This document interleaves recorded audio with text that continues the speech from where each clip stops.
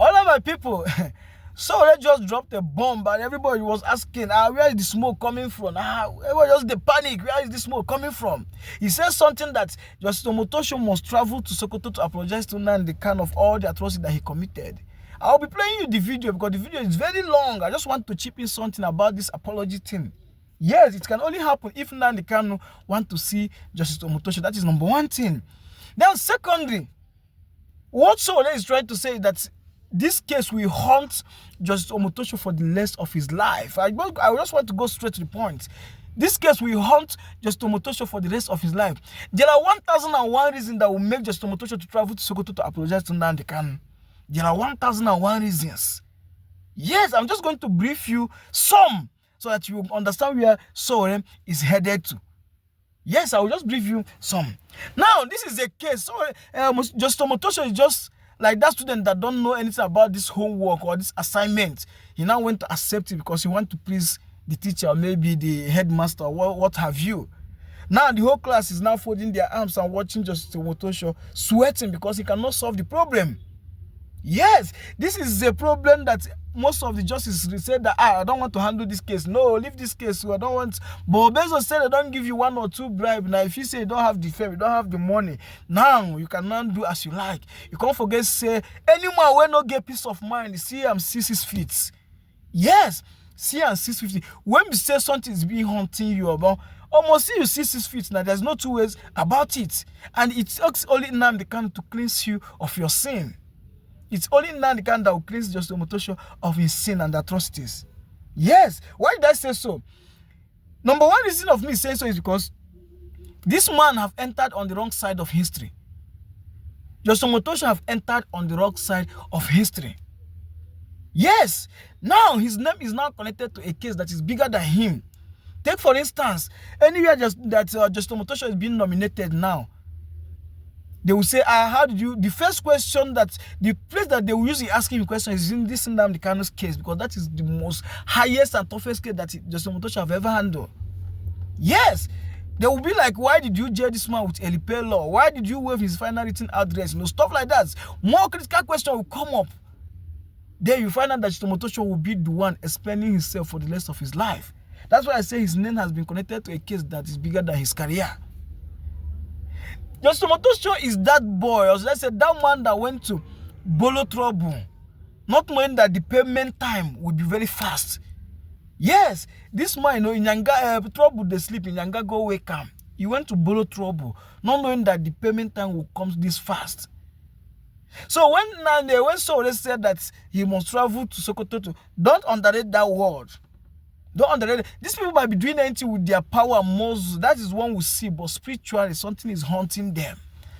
Something is haunting them. Guys, I don't want to talk much, okay? See the video for yourself. Analyze it. Drop your take on the comment section. I'll be there to see what your take is, okay? Please do subscribe, like, share as you watch. Thank you very much. I really appreciate. Let's see the video. Visit and apologize and confess. It happened to Fela. The judge who sentenced him, when Fela was jailed, was sent to Maiduguri, Bama prison. The judge drove there from Lagos to go and apologize, wherever he was. You know, the judge is still going to, Tinubu will still visit Nnamdi Kanu in prison. What was going through your mind or your reaction when Justice James Omotosho was reading that life imprisonment judgment on November 20th? Nothing. You know why? Because as of November 5, I had explained in a long tweet on my page and on my Facebook, on my social media handles, exactly what was going to happen on November 20th. 2 things were going to happen in November. They were actually supposed to have jailed Nnamdi Kanu on November 10th. But they realized at the last minute that it was Ken Saro-Wiwa's same day that they killed Ken Saro-Wiwa. Second, the sentence was supposed to be a death sentence. But because they could not get, the support they needed to carry it out, they decided to make it life. Omotosho, as of the time he went for a break to come and read the judgment, was still, what he had in his hand was a judgment for death sentence. if you see the passion with which he was reading allegations against Nnamdi Kanu, one, Very important. the laborious and tedious way he was going, he didn't write the judgment. You can tell. You can tell from his demeanor and his action that this was too much. A lot of mistakes. He couldn't mention his name. He said everything properly. And secondly, when he went back, they have to have another meeting with him. He said, look, I don't think we can carry out the death sentence. And that was why they settled for life. And then they imprisoned him. They settled for life. And took him to Sokoto the next day. The fastest transfer of a prisoner. And it was to send a message to the people on whose behalf he was sentenced to life. Because nobody should deceive you. Nnamdi Kanu's offense has nothing to do with what they read as his charges. Some of those charges are dead. Some of them no longer, some of the laws on that which do not exist, like the treason charge. You can't charge somebody for treason after 3 years of committing the offense. So they charge him almost 4 or 5 years after he committed the offense. Some of the charges restated had already been struck out. So it was just what they call trial and error. His offense is that he was asking for the breakup of the real estate called Nigeria. And the owners of Nigeria decided that, you don't do that. That's what is that offense the Christians talk about that is unforgivable it's an offense against the Holy Spirit. This is an offense against the holy oil in Nigeria.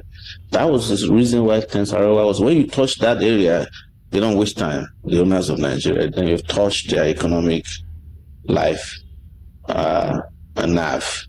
They'll kill you immediately. Have you been able to visit him in Sokoto? I haven't, but I've had people who have visited and we've been in touch. I've been in touch with him in general, but I've not visited Sokoto yet. But you see what I was telling you when I was planning the protest for Nnamdi Kanu, which I believe also might have led, which I believe was the reason they didn't pronounce death penalty, because that was a lot of attention, and that was why they were upset with me and sent me to Kuje prison for 4 days over that. When we were planning all that, I was calling on all these Eastern governments to speak out.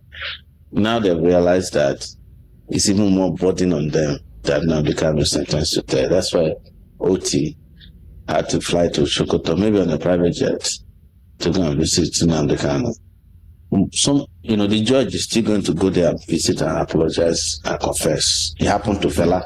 The judge who sentenced him, when Fela was there, he was sent to Maiduguri, Bama prison. The judge drove there from Lagos to go and apologize, wherever he was. The judge is still going to, Tinubu will still visit Nnamdi Kanu in prison.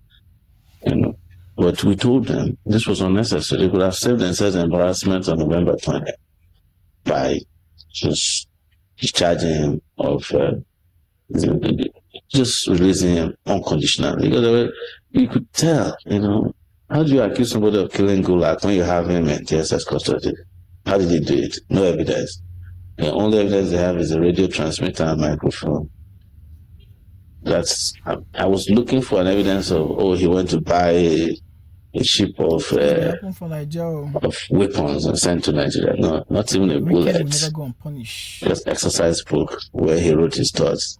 And where a radio transmitter they claim he concealed and brought to Nigeria, and a microphone. That's all.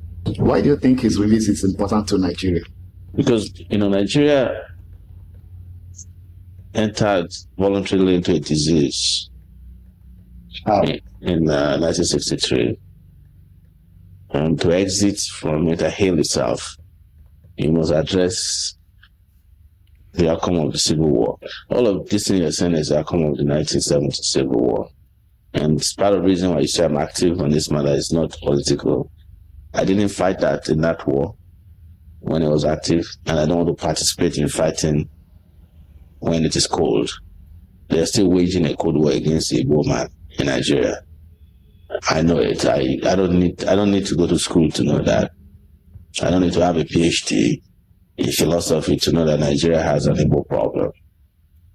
But it would be hypocritical on my side to fight and speak on behalf of Palestinians when Israel is shelling them, and forget to fight on behalf of our local Palestinians in the southeast when Nigerian government is shelling them.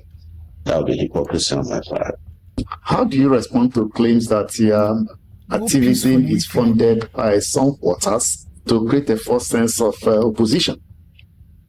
I'm very happy that people can have opinions about me that they can put out there. That makes them feel good. But if you want to do an activism that is creating a false sense of opposition, go and put your younger brother out there and shoot him, and you finish burying him and continue your activism. Be expelled from the university twice. Let your nose be broken. Let your mother have stroke because they detain you for a long period of time. Let your passport be seized and you can't see your children for 5 years and you have to be with your wife for a short at, let them go after you everywhere you go. So, and then we can all come to a place where we say, oh, we have created another activist who created a first sense of opposition. I'm not trying to be an opposition.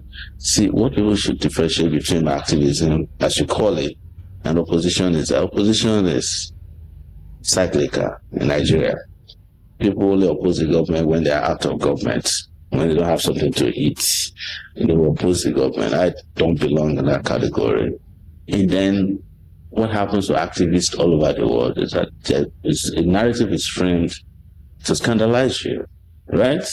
And some people will believe it. So when you get to the point as an activist at my level, you don't even respond to that. Because then you get distracted responding to what they call hubris.